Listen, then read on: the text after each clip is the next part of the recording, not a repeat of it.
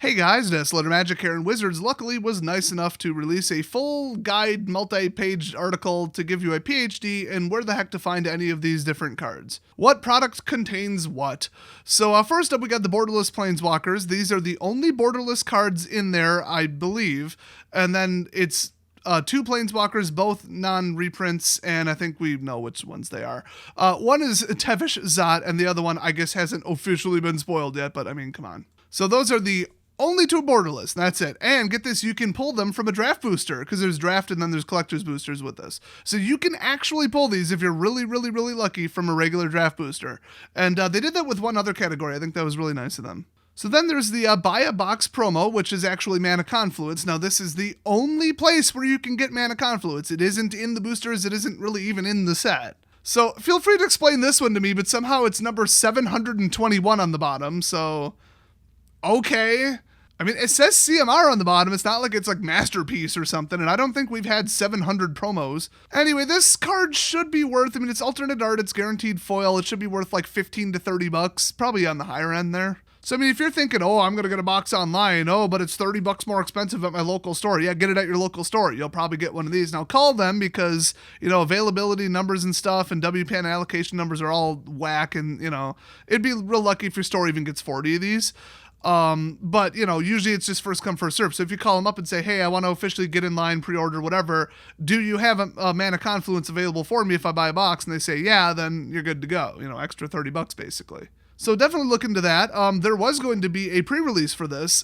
I doubt it had pre-release kits. I haven't heard anything about that. It's probably just, hey, it's an event and it's on this day. Do it however you want. Here's some recommendations, which is usually what they do, I believe. Although it's just atypical for like basically a master set to have a pre-release event at all. Like officially, that's kind of a new thing. And honestly, anybody in Europe or North America, which is most of where these are sold, they can't have these events. Doesn't mean your store didn't get the promo though. So there is a participation promo. It's Sengir the Dark Baron.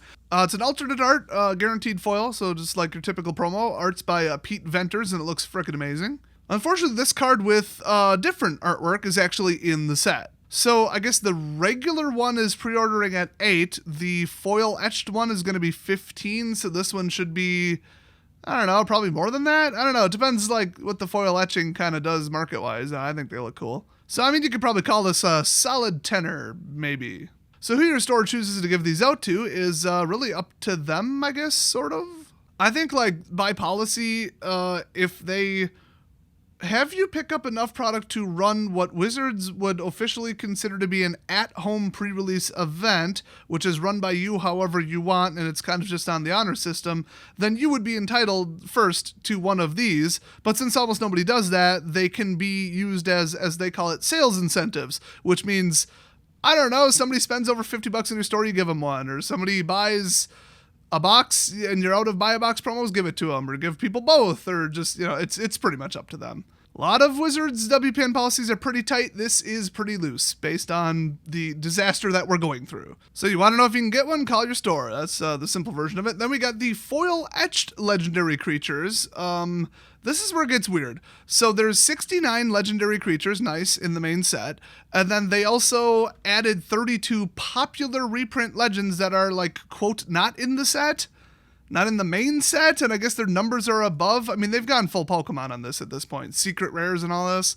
So, really, there's 101, but okay, whatever. What, like, product you get them in and what slot they're in and stuff, that actually is a thing. But yeah, I guess, like, all the legendary creatures in the entire set and ones not in the set can have the new fancy foiling. So, cool. I'll come back to that when I get to the content list of the collector's boosters. So then we got the extended art cards. These are only in the collector's boosters. You cannot get them in draft boosters, but I should back up a bit. The foil etched legendaries you can pull from a regular booster, but very infrequently, and you get like 3 of them in a collector's booster, something like that. So, you know, it's a possibility. I do appreciate them doing that. But anyway, the extended arts, those you can only get from the collector's booster, whatever they call it. And oh boy, they still have a black border and the art is a centimeter wider. Wow. So since they took all the legendary ones and kicked them out to be golden foils or whatever, and I guess you can't get them in extended? I don't know, that's what it seemed like to me. They didn't directly say it, but you know, once again, they kept things really vague in this article. I really appreciate that. So in addition to The rares and mythics that aren't legendary, getting the extended treatment potentially. We've also got 33 common and uncommon cards that could be in extended art now. So that's kind of cool. Personally, I don't care. I think all Magic cards should look like that by default, but whatever. So I'll just read through it quick, then I'll go through the details. So first you get 5 foil commons, and you get 2 foil uncommon rare and or mythic rare legendary cards, but not the special foil. Then we get 1 foil rare or mythic non-legendary card. It sometimes has extended art. So I guess there's extended art, then foil extended art, then borderless, then regular foil, then special foil. Wizards must just hate Card Kingdom. That must be what's behind this. Making like 5 or 6 different versions of everything, and they gotta figure out how the hell they're priced and then keep them all in stock, and it's just, what an absolute nightmare.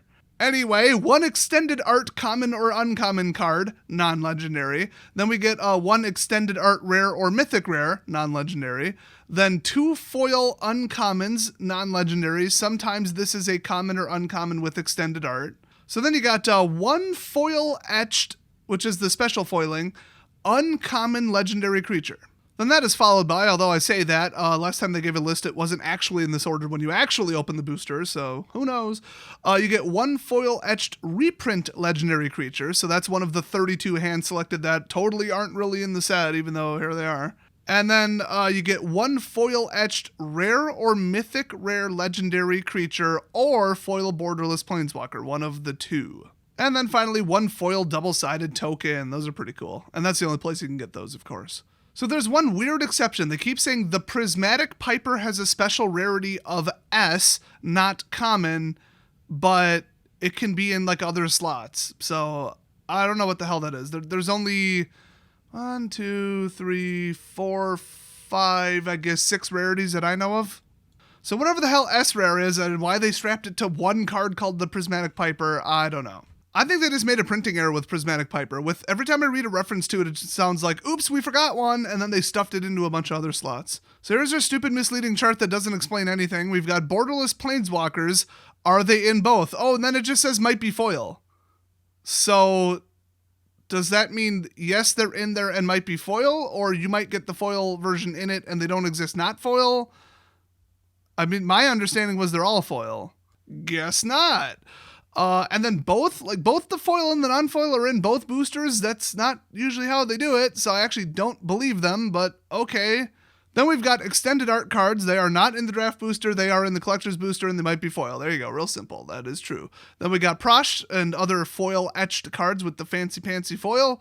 It's always foil in the draft booster, and then 2x guaranteed, which that's not true. It's 3x slots in the collector's booster. We literally just read that, Wizards, and it's always foil. Breaking news, you heard it here first, guys. The foil etched cards are always foil.